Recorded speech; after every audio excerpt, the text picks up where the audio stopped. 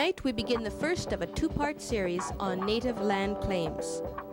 What do our native people mean when they say words like land claims and Aboriginal title? Neil Sterritt is president of the Gitxsan-Wet'suwet'en Tribal Council, which is presently taking the federal government to court over the issue.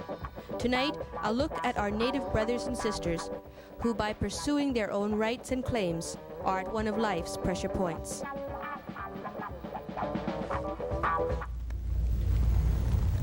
Good evening. Welcome to Pressure Point.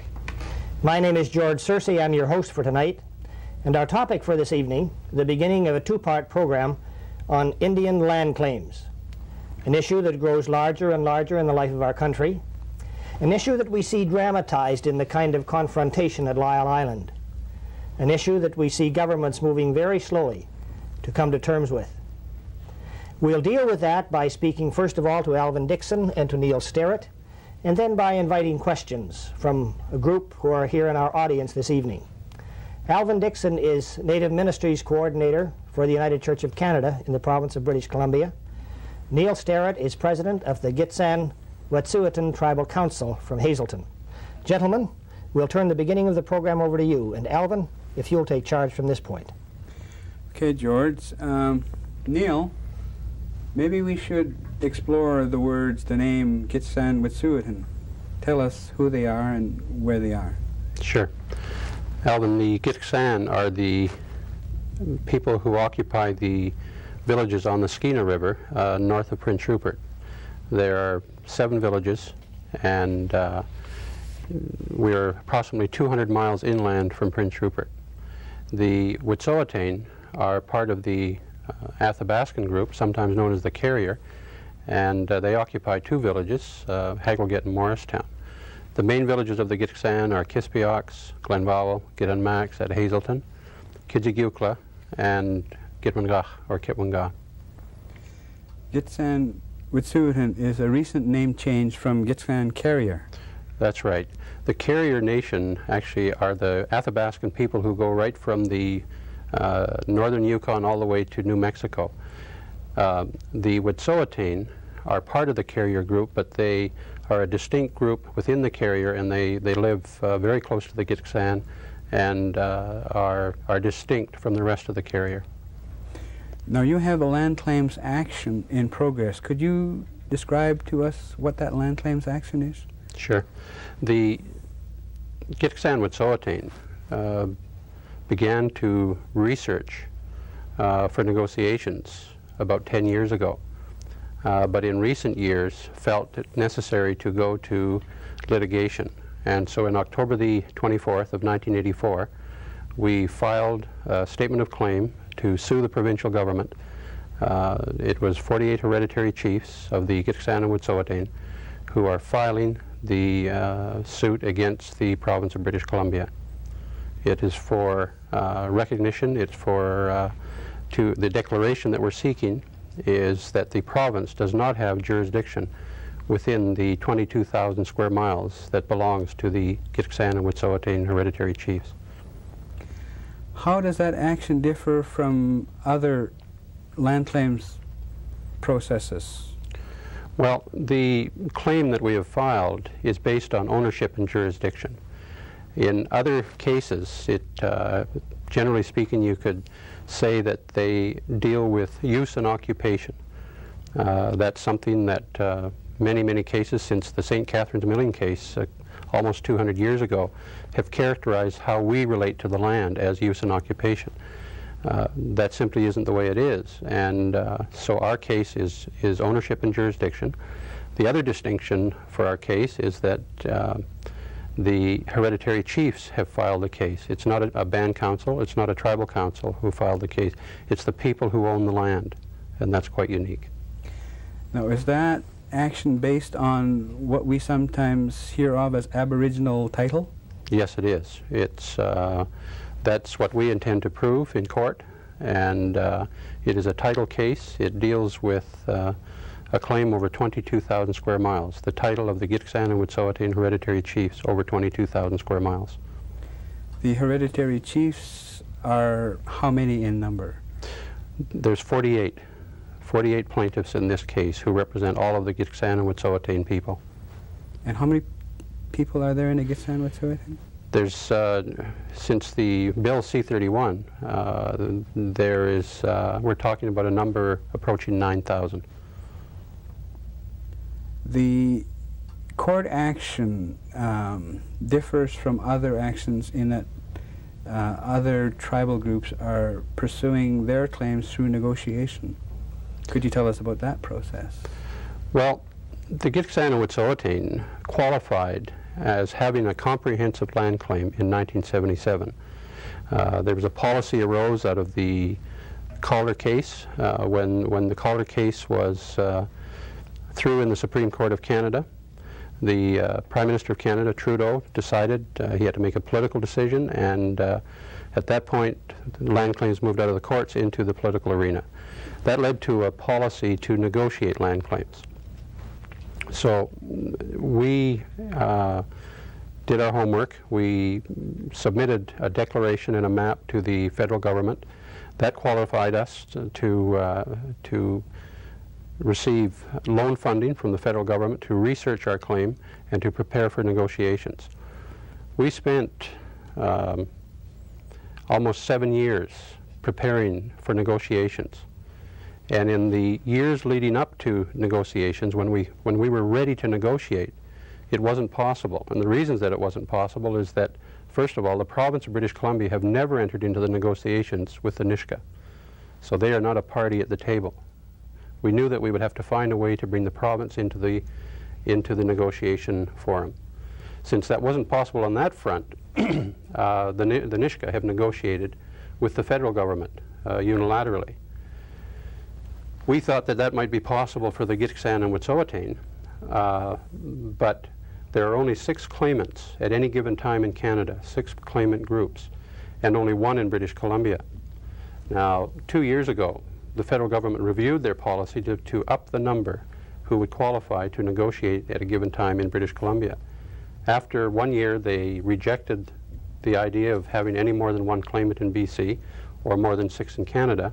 And that meant, once again, that since we were ready to negotiate, we would be going backwards. There would be nowhere for us to turn. There were other reasons that we went the court route. The other reason is that while we're waiting to negotiate, our forests are being logged away. Excuse me. The ALCAN, Camano 2 project, Camano Completion Project, was a project that was going to dam our rivers, one of our rivers, and divert the water out of our territory, take our resources, and do considerable damage to our fish. So since that was going to happen, we were going to have to address that issue very seriously, and it meant doing almost the same as taking on a court battle. So there were a number of factors that led us to consider the court route, and we still feel that it's the right route at this time.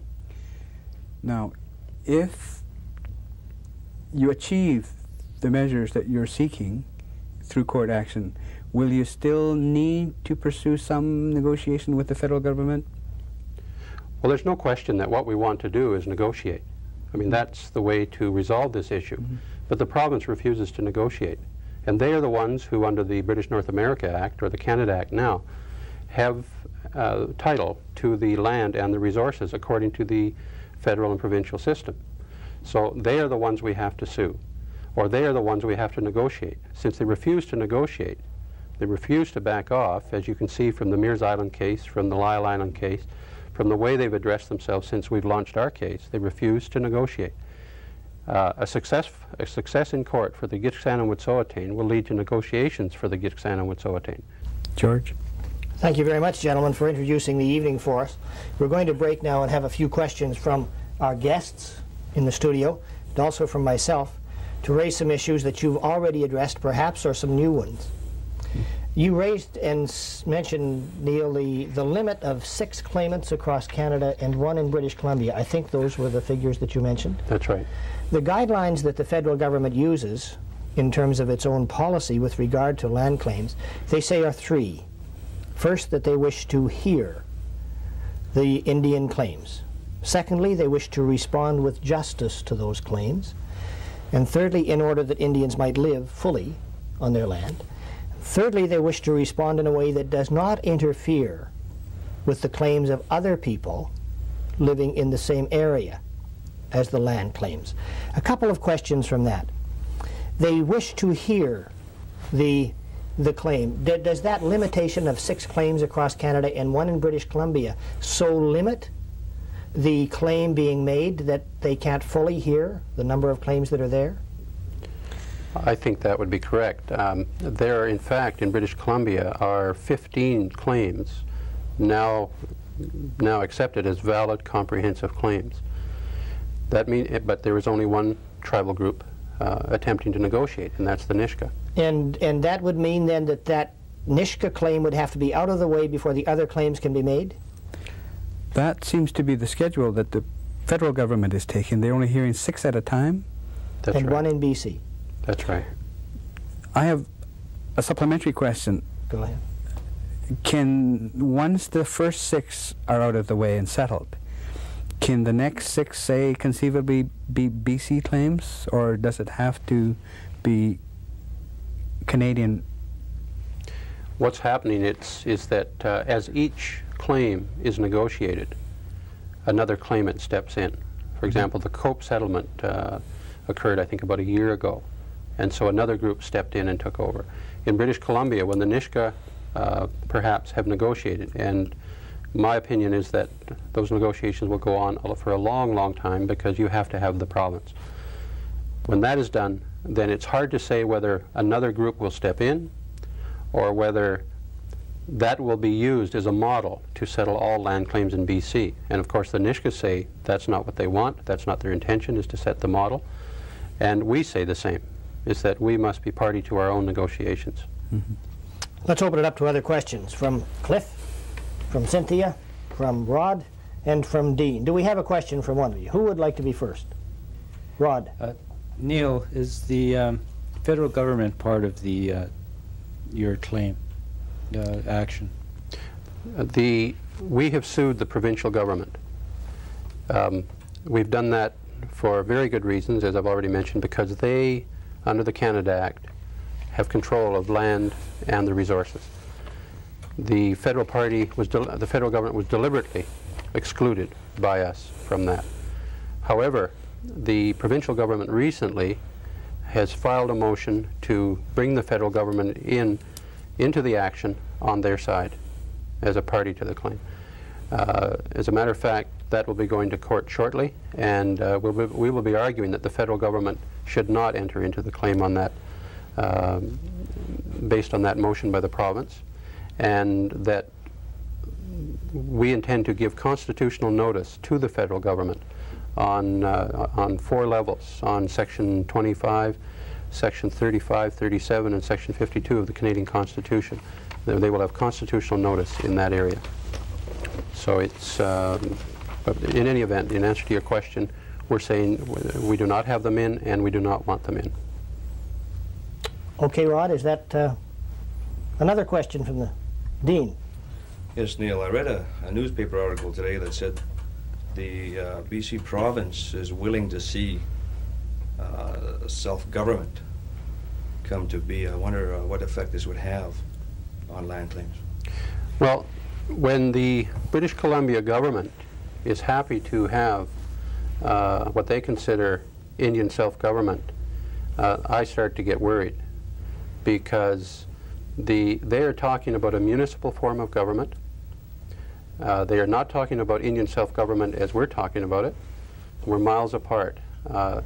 To set up municipalities for Indians around the province, when the issue is, in our case, 22,000 square miles, simply isn't acceptable.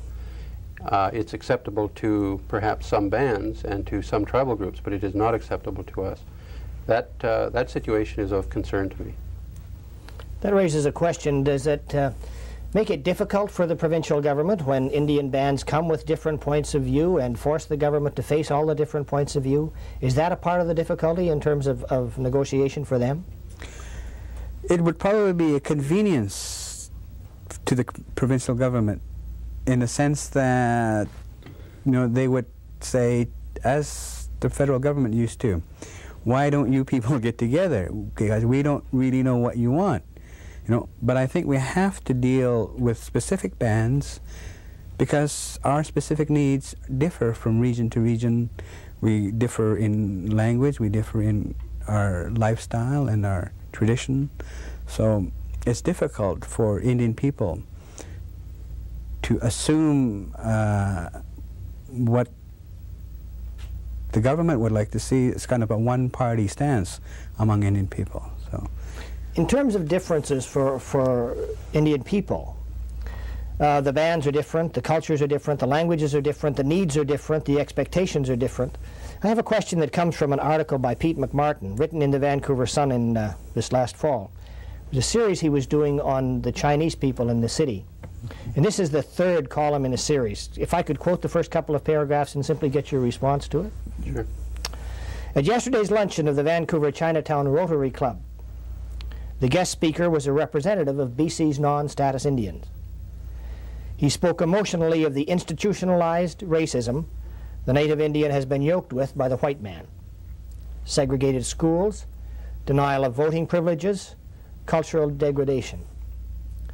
What is needed to get his people back on their feet, he said, is a negotiated settlement of Aboriginal title and government assistance so they can train themselves. Then he called for questions.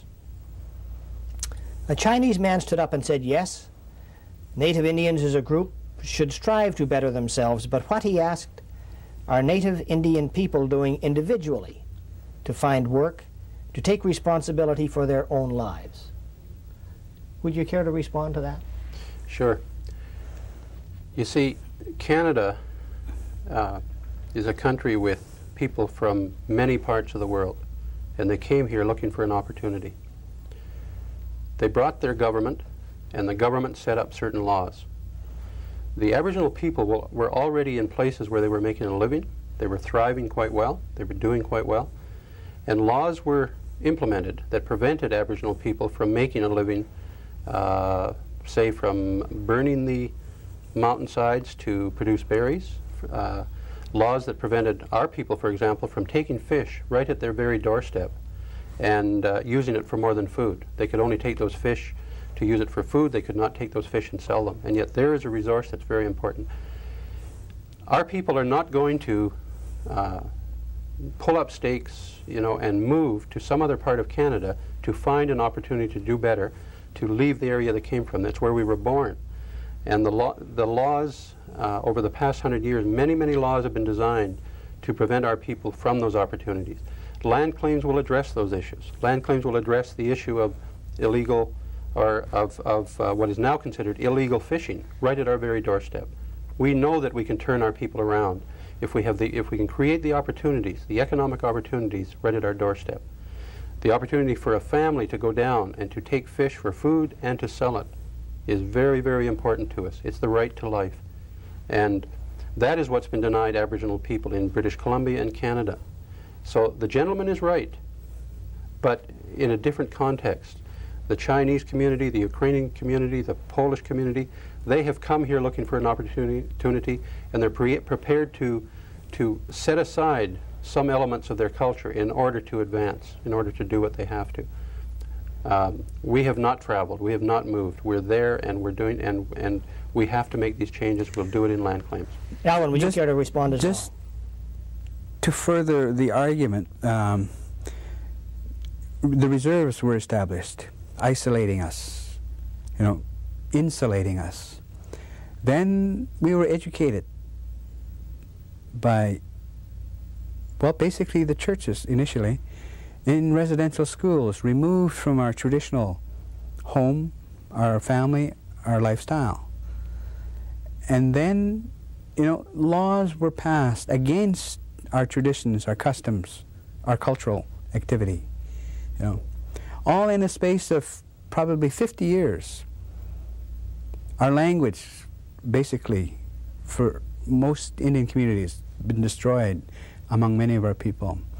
Many of our Indian people are only speaking in English, incapable of speaking what originally was a good language. So there are all kinds of factors. Before we can turn the Indian person around to thinking in terms of the work ethic that the Chinese person is obviously, directing at.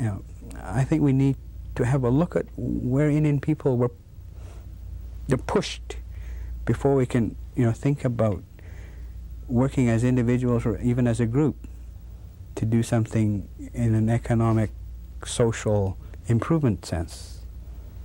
Thank you very much, gentlemen. I didn't mean to take over. Are there other questions from the floor? Cynthia. Yeah, as a member of Project North, I would like to hear Neil's comments on what he sees as the role of the churches relative to getting settlement of Indian land claims and Indian title.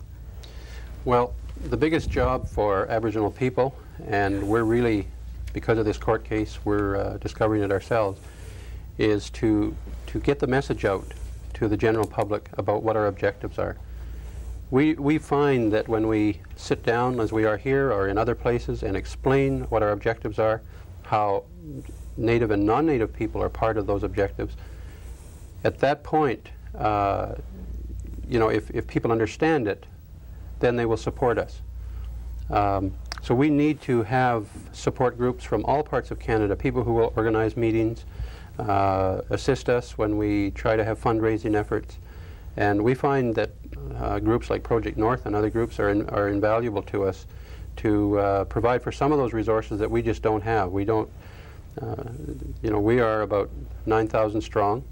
We're all very much involved in the court case, in the land claims issue, and in other issues.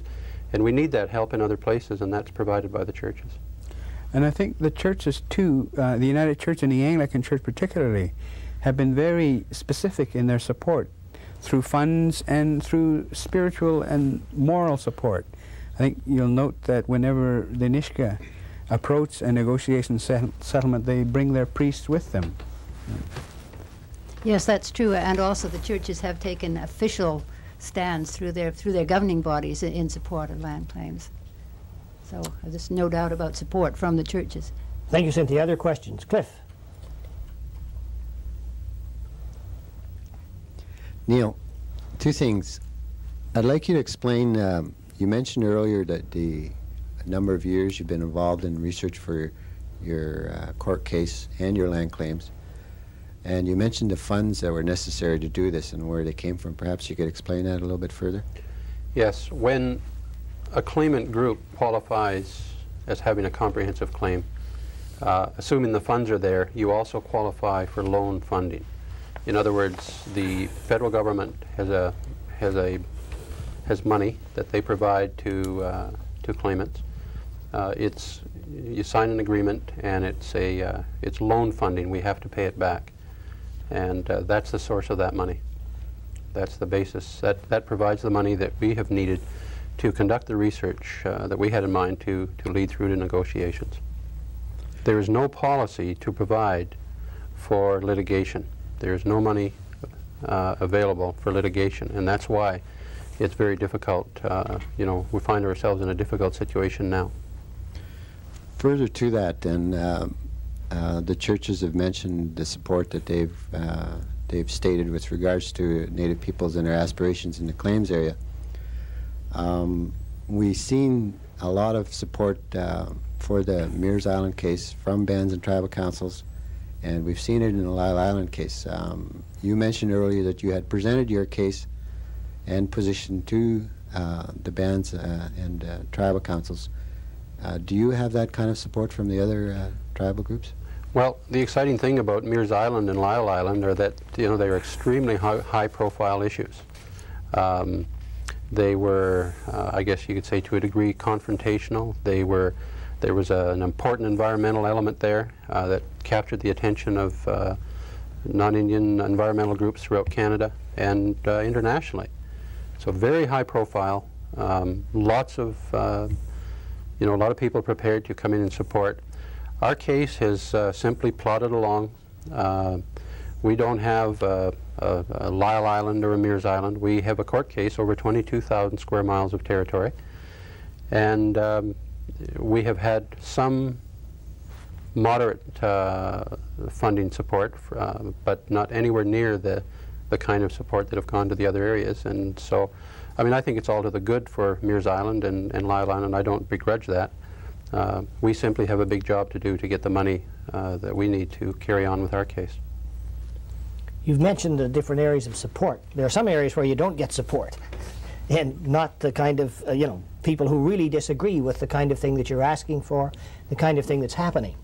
And when I mentioned those 3 guidelines of the federal government, to hear the claims, to respond with justice to the claims, and then thirdly, to respond with justice to the Indian claims, and to do it in a way that does not disturb the people who are already on the land or already involved in the economic situation of the land. Are those last 2 possible? I would say no to the third one. I think there has to be some significant disruption to people's land, even the question of land ownership. I'm talking in terms of non-Indian people. Yes, that's what I meant. Yes, I'm talking in terms of non-Indian people. There has to be some major changes in people's use and occupation of land if we're to satisfy a settlement, a fair settlement of our land claims. Maybe I can comment as well, George. Disruption has all kinds of connotations, but let me tell you what our objectives are. We do not talk about expanded reserves. We're not talking about going from 22,000 square miles, and at this point we have 45 square miles of reserve, going from 22,000 square miles to something greater than 45 square miles. We're talking about ownership and jurisdiction of 22,000 square miles. We're talking about a change in the way that territory is managed, and we're talking about being a part of that through this action. And we're talking about the non-Indian people being a part of that. Because if we establish the principle of Indian self-government over 22,000 square miles, there's no question that we will have established a similar principle for all people within that territory. Now, the province of BC represents the interests of non-Indian people in our territory. They're the ones who are advocating that. But all people within that territory are exploited. The Indians, more so historically and recently than non-Indians, but all people are exploited by multinationals, by the government who does not have, for example, in logging, does not have policies that are of benefit. So the disruption that I'm talking about is a disruption of policy in that the logging that will go on in the future will be done in such a way that we will allow for the fishing values in fishing streams in a proposed logging area. We will not damage those. We will allow for fur bearers so that there's a trapping potential for our people. We'll allow for the wildlife, so there's a potential for the harvest of the wildlife for our people and for other people who are concerned. So there will definitely be a change. You could call it a disruption, but there will not be a disruption of individuals living on their own piece of property. Our court case is not a threat to the individual landholder within our territory. They will continue to live as before. Gentlemen, thank you very much. Alvin, Neil, thank you for being with us tonight. Folks in the studio, thank you for your questions and for your involvement in the program.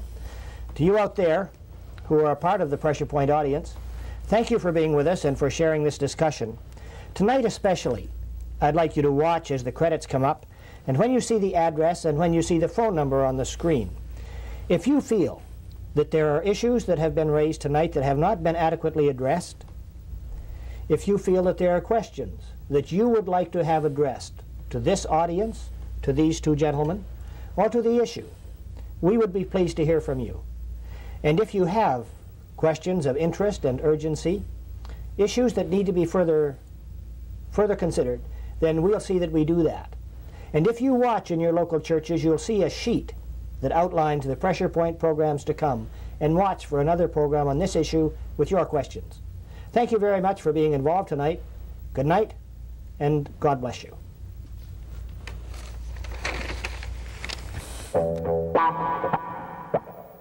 Join us next week for the second part of our series on native land claims.